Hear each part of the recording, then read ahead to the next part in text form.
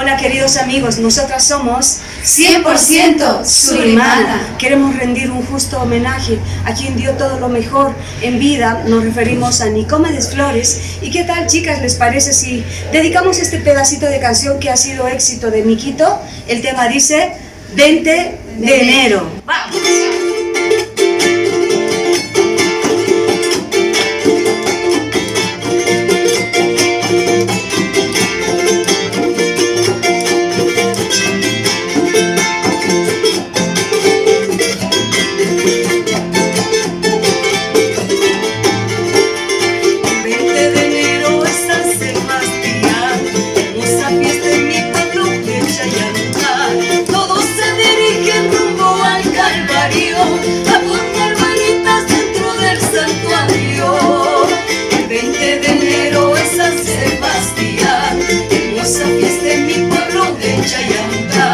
Todos se dirigen rumbo al Calvario a poner velitas dentro del santuario.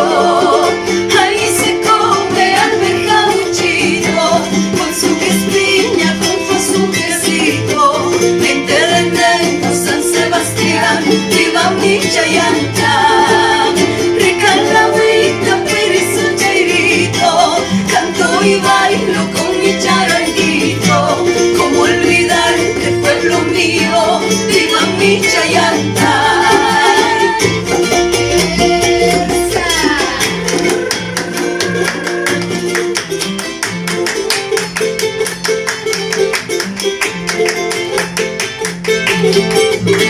¡Vueltita!